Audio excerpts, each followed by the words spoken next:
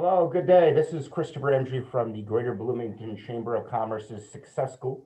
We're doing a career panel, a very special one on trades, but women in the trades industry. And I have two great guests from Wood Builders today.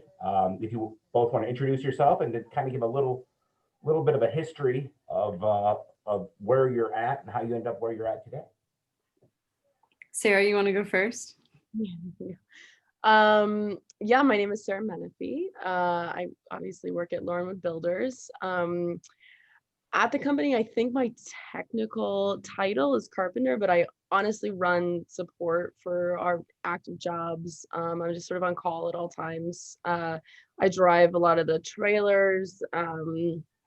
I do some demo. It changes day to day, which is really what I like about the job. I didn't have any experience in the field before Lauren hired me. I had worked in landscaping for about 4 years while I was going to school at IU. And so I had experience working with my hands, and I knew that I wanted to do something involving that. I wanted to be outside, and when I didn't want to be at that job anymore, I just sent Lauren an email, and he was very gracious and talked to me, and he's really good at championing people who maybe wouldn't get into the industry otherwise. So I'm really grateful for that. And that was when you were at the landscaping company? Say again? That was when you were at the landscaping company? At the landscaping company. Yes. Yeah. When I knew I wanted to leave that job, I emailed him to see if he had anything open, and he did. And you've been there how long now? It was 2 years in this past October. Yeah. All right, Baily, your story. So my name is Baily Swan. I also work for Wood Builders, and my job title is site manager and carpenter. So day to day, I'm kind of supervising job sites. Since Wood Builders is like a general contractor, a lot of the work we do is hiring different companies to help us build. So the people that work for us are mostly carpenters and woodworkers. We have some masons and some electricians, but a lot of our plumbing or maybe electric work for bigger jobs, we will sub it out for like a different company. So I help Lauren directly and some of our other project managers manage the subcontractors that are on site. So I also, like Sarah, enjoy kind of like the change in scenery every day in the job. And I get to go to like a lot of different job sites and kind of make sure things are going as planned, and make sure the work that is being done is like up to our standards of the job. But I started in this company, kind of thought it would just be kind of a temporary summer job. I have a friend that works for the company who is an architecture student. So he started as a laborer and then decided he wanted to go to architecture school, and now he does architecture work for us. And he kind of told me that I'd be a good fit in the company.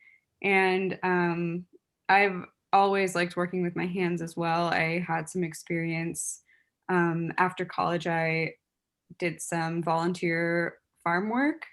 And then after that, I went to New York to teach kids about cooking and gardening. And when I came back from New York, I didn't have a job, and my friend got me the job here. So I've been with the company for just over 2 years, and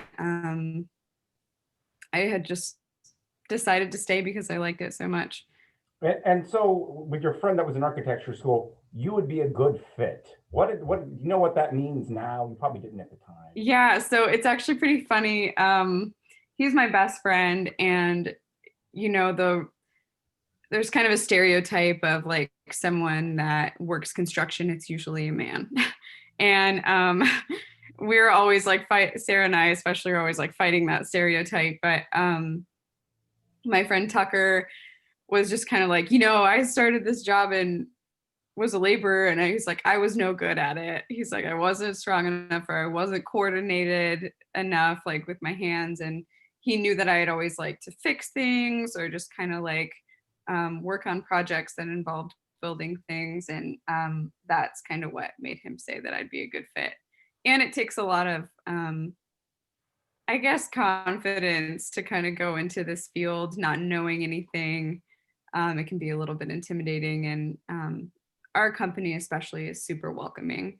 So they welcome people that are willing to learn and personable. Great. So, Sarah, the projects, it's a lot of smaller, bigger ones. Give me a sense of all the different projects that Laurelwood Builders do, because that's kind of a generic, you build thing, but what are those things that you're building, and what are you doing? A little bit more detail on those projects. Yeah, we do a lot of remodels, a lot of kitchen remodels, master bath remodels, especially right now. People have been sitting at home for quite a while, and have found new things to do to their houses. But we do a lot of new builds too. I think, how many new builds do you have, Bailey, right now? Like 2 or I'm currently working on, I think, 4. 4? Yeah, so we do a lot of new builds. Just that's like from building a house from the ground up. And yeah, I don't know. I think Bailey probably know more about this, but it just really depends on what we're looking for at the time and the kind of work that we need. But it really is across the board. We'll just do, like, I think we just did a replaced a window, or replaced a door with a window, and that was like a 1-day project. So yeah, it's sort of dependent on what we need. Now, do you guys have favorite projects, or ones you don't like, oh, not one of these again, right? I mean, do you have a little sense of better or worse projects? It depends on the person, and it depends, like who you're asking. I would say we definitely like new builds. Remodels are surprisingly more lucrative for us as a company. But remodels can be a huge challenge. I mean, sometimes you go into a house expecting, like, we have these blueprints, we have a plan, and then we start opening the walls up and we realize, like, the building wasn't built as expected, or part of it is rotten, or the insulation has been like totally disintegrated. Like, you name it, we've seen it at this point, and there are always new challenges. So sometimes we welcome those challenges with open arms, and sometimes it's a huge headache. So that's part of the fun, though, I would say. Now, do you have to, are you both communicating with the client? Because clients vary as far as ease to work with. And sometimes, I know you feel like a doctor if you're selling you have water damage or something that, they didn't know about. Yeah, that can be a challenge too. People skills are definitely required. When you're working in the field, if you're just doing carpentry or labor, you don't have to communicate with the client quite as much. It's usually up to the site manager and the project manager. But sometimes you're working in someone's home. It's not just a new build. It's like the people might be there, and you might open up a wall and see that part of it's rotten. It's a surprise to you, and it's a surprise to them. So you kind of have to be on your toes about communicating with them, and then communicating with the project manager to get new contracts made and signed, because that is now a part of the project that must be fixed, but it wasn't accounted for when we signed the contract with them. So, and some people are okay with that and they're happy to do a change order. And then some people, it wasn't in their budget, they're mad, and sometimes they're mad at you even though you didn't do it. So that's definitely a big challenge working in this field. Do you have anything to add, Sarah, on that aspect? I have had really lovely client experiences and also some not lovely client experiences, but you always have to remember, like, people are spending a lot of their money. It's and also, it's their space, and some people are very protective of their spaces, and so it's usually not a personal thing. I really like talking to people, and I don't know, I think it's a really good skill to have. I think it's a really interesting part of the job. So I never really mind it. But again, like I'm someone who's on site and sort of runs into a client, whereas Baily has to tell them bad news and stuff like that. So I definitely have get a different side to it that might not be so awful, but yeah. So you both sort of mentioned the aspects you like is sort of working with your hands and building things and sort of your tinkerers by nature. What are some of any other challenges in working in this field? And that can either be just the industry itself or you as a female working with a stereotypical male sector. Definitely there's definitely like an imposter syndrome that comes with being a female in this field. You have to prove yourself, twice and then again and then again. And even just physically, like if I'm on site with, and could just be me, but I think it's a lot of women in this job. When I'm on site and there's subs there and there's like some really heavy lifting to do, I'll be like, no, I can do it myself, just because it's, it's to ask for help feels like admitting that you are like the weaker one on site. And I drive 20-foot trailers around quite a bit, and I get a lot of like double takes and people who try to say like, do you want me to back that up for you, or do you need like me to do anything for you? And I don't think that if it was a male driving the truck, they would have that same experience, but you just have to say, no, I've got it. It just takes like sort of just endless confidence, and if you don't have it, it's the old fake it till you make it thing. But you have to be your own champion. Like not everyone's going to look at you and assume that you deserve to be there. Yeah, definitely kind of a boys club type of thing, like for lack of a better term. I've definitely experienced I'll be talking to a subcontractor about what's going on the job, and then I'm there before other people, and then some of the carpenters come on site and they start talking to them instead of talking to me, like they know what's going on. And I'm also like a very short, petite woman, so that kind of adds to it too. So yeah, not only like there are physical challenges, of course, but then there's these other challenges of like working in that space with people who aren't expecting to see you or expecting you to be in the position that you're in. So Sarah and I both have those challenges, and I could speak for Jessie too, that she faces these challenges as well. Mm-hmm. So if you're kind of giving advice to other females looking to go into sort of carpentry or this sort of line of work, what should they be looking at with the company involved? Is there like signs that Lauren Wood has? I know I talked with Lauren, but is there signs that they can look toward to make sure it's a better fit than others? Because I'm sure not all of these entities are created equal. That's a good question. I think nowadays working as like a union carpenter is probably better than it used to be for women. I think the wage gap is getting a little bit better, but I would say if you're looking for a company to work in that might be like a smaller company, just kind of nowadays looking at their website and calling and asking if they have any other female employees or if they celebrate diversity amongst their employees. And I would say like you got to talk to them, because you really never know what you're going to get into until you talk to people. And I knew just going into the interview, they were excited that I was applying, and they didn't care as much that I didn't have very much experience. And I think that interview is really going to tell you what you're in for, because they might be celebrating the fact that you want to learn, or they might be doubling down even harder, expecting you to know even more than you do. Because quite frankly, these skills required for this job take a lot of time and knowledge and experience.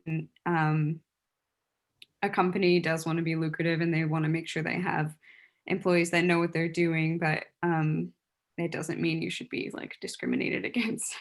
So you gotta, like Sarah said earlier, you gotta be like your own champion. You gotta stick up for yourself. I also like think that um looking at a company and seeing that they have female employees doesn't necessarily mean that it's like a good working environment. I've worked in male dominated companies before with women there, and it was still pretty terrible. And so I think like when I applied, I knew Baily worked there, and I didn't reach out to you, but I should have. But if somebody reached out to like one of us and said, what is the working environment like? I would be very happy to tell them that it is a really, really great working environment. Whereas if somebody had reached out to me at previous companies, I would have been honest. And so I think that definitely if you're looking, a female looking at going into a male dominated industry, it's really important to talk to the women that are in the industry at that company, and just make sure that you know exactly what you're getting into. Yeah, especially in these industries, like we have other female employees that aren't working in the field. So we have someone that does bookkeeping and someone that does marketing, and they probably wouldn't be the ones to tell you what the environment is on the job sites, which is completely different than the office. Yeah, and I think that's kind of why it's important to talk to the two of you that are in the field working, working with those subcontractors again that vary in as far as their diversity and their acceptance of sort of, I would say 21st century norms. So they might be a little bit backward.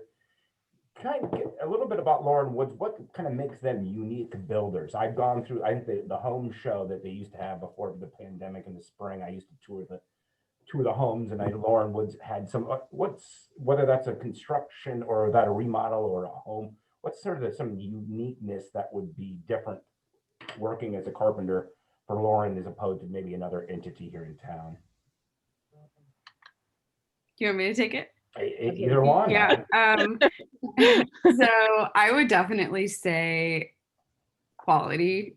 And you may speak to like any other construction company and they would say that, but I will hands down say like the amount of hoops we have jumped through to make sure the customer is satisfied and to make sure the product is up to our standards it's pretty incredible. Like to a fault, I would say almost. There are definitely jobs that we've lost money on because we've had to spend weeks or months extra just to make sure that everything is up to our standards. And I guess for like someone that really doesn't know what they're looking for, there are ways to cut corners in home building, and you can like just like slap those trim boards up and paint them and do it as fast as you can. But when you're like going through and making sure everything, all the windows line up and all the trim lines up in the house, and like all the miters on the corners are just like perfect and beautiful. It's like such a difference when you walk into a home and you know that things are done well, and not only in the finished carpentry but also in our subcontractors. So as a general contractor, we choose what kind of subs we want to hire, and we always make sure we're using like top of the line companies. And it even comes down to the companies that we hire and their values as well. I know that can be a mixed bag of companies and of the management in those companies and what they choose to do on site and say. And there are times we've had to kind of let companies go because they didn't align with our values. But yeah, I would say quality is like the biggest thing for a company. And if you were someone that were looking to like apply or work for us, they are super willing to hire people that aren't as skilled. And I thought that that was like a really great thing when I was coming into the company and interviewing. I was so nervous because I didn't really have any actual skills. I just knew that I could work hard, and they were happy to hire me. And everyone that we work with was like happy to teach me the ways and stuff. And I think that shows a lot in a company. I think that also client experience, like you touched Mhm. a little on that, is a huge thing for us. Like I've seen project managers answer the phone at all hours and be on the phone for 2 hours with a client just to make them feel seen and heard. And like Bailey said, like we truly go above and beyond to make clients' dreams come true. And I've also heard from clients that like when we're in their homes and things like that, like everyone at the company is like a really lovely, personable person, like really lovely to talk to. And I've heard clients mention that that is not necessarily the experience that they've had with other companies. And just from a person, like the personal side of it, like I don't know that I could ever find another company like this one to work for. Like in the construction industry, it's some of the stereotypes are pretty true, and especially for from a woman. But this company, I like every single you know, person that we work with, and that's exciting and I think kind of rare. Yeah, Oh, also bouncing go off ahead. of that, sorry, remodels are a really messy thing, and I don't think like a lot of people realize that when they're thinking about like, oh, we want an addition on our house, or we just want to redo the bathroom. There is going to be an insane amount of dust, you know, things coming out of the walls you're not expecting, like disintegrated insulation and like dust that you don't want to breathe in, things you don't want in your home once you start opening up those walls. And we do a really good job of making sure your home is protected. And that's a huge part of the So company. clean. We have a lot of super clean. we keep our Here's remodel Garrett, he also works at the company. Lauren Wood halfway house.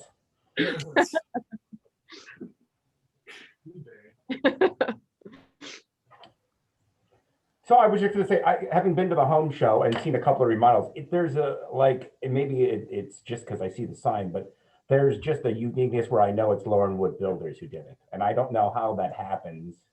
Both the houses and some of the remodels, they have that same sort of feel, and I mean that as a compliment.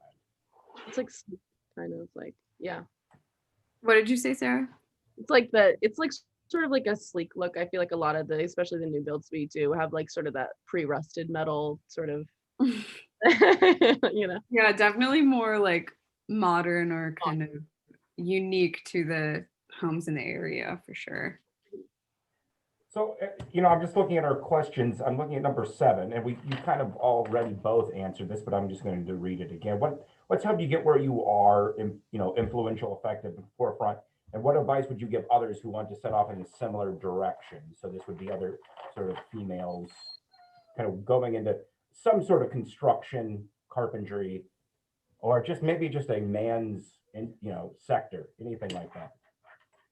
I would say, you know, make them believe that you deserve to be there, and you have to believe that yourself. And you know, if you don't think that you can like personally be like champion yourself, then find a company like Lauren Wood where all of your superiors will do that, you know, like they really lift you up. Um and you know, until eventually you're like, oh yeah, okay, this is where I'm supposed to be. This does make sense for me. And I think you just have to figure out, I think in this industry and in like any part of your life, you know, you just have to exude confidence even if you don't feel it. And then people will follow suit, and they'll treat you like you are supposed to be there, and you do deserve to be there. And that's what I've learned in many different parts of my life, but definitely at this job. Yeah, I would have to agree. A big part of doing this job is just kind of like taking a risk or like a leap of faith. I know that me coming into a site management position, the opportunity kind of presented itself.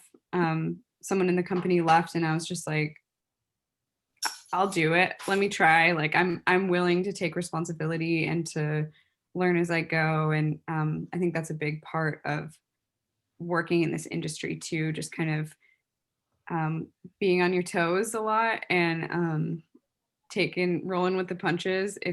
There's always something new arising, a bunch of problems all the time, things you didn't plan for that maybe no one planned for, and you kind of have to just go for it. And I think confidence is a huge part of that. And like Sarah said, many other parts of your life as well.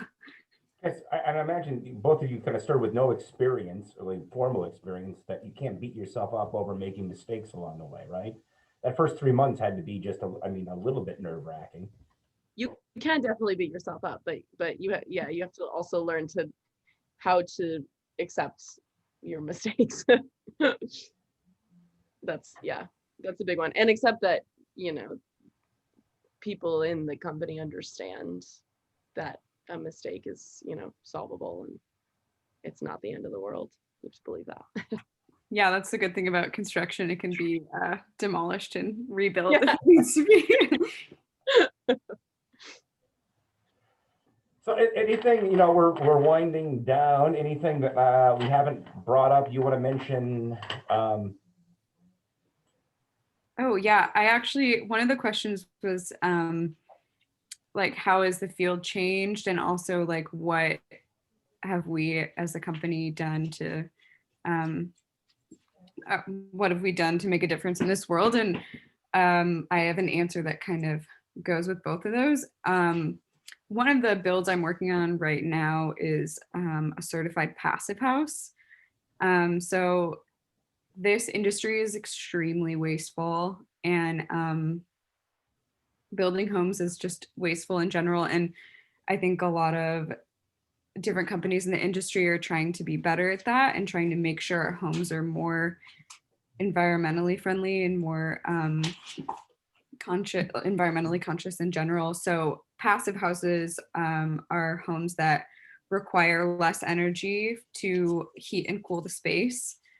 So one of the houses we're building right now, we've done like a lot of work to make sure it's super well insulated, and it has solar panels, and the way the house is designed make sure it gets more sunlight in the winter and less sunlight in the summer, so the space is kind of like heating itself and cooling itself. And the house is also air sealed to make sure you're not just heating the space and then it's like leaking out in places it's not supposed to.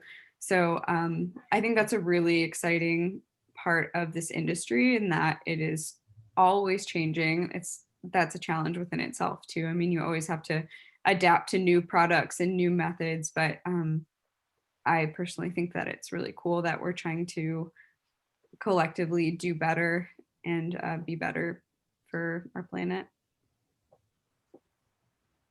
That's what I was going to talk about too. Oh, cool. Well, and I don't think, just for the layman, that how wasteful just the home building process with a lot of waste, I'd imagine. I mean, or even reconstructions on kitchens can probably produce just a lot of waste. Yeah, it's super frustrating. Yeah, it is. It's like, and when you're building something, you have a lot of cutoffs, like just like the little foot long or less pieces of treated lumber that you have, it accumulates, like everything sort of accumulates little pieces of things that you can't use, and that's like a lot of our trash, but also like demo trash. It's incredibly wasteful, but we're doing our part. I think we recycle. It's a big We one. go to the restore. The So restore. we take a lot of our restore. Yeah. Okay. Do what you can. Great. I like ending on that sort of positivity of how the industry is really progressing on that. Any final thoughts? I don't want to make sure we got in. Well, Baily, Sarah, and Lauren Wood Builders, thank you very much for joining our career panel on women in carpentry, I guess, today. So thank you very much, and have a good rest of your day, everyone. Thank you. Thanks for having us. For having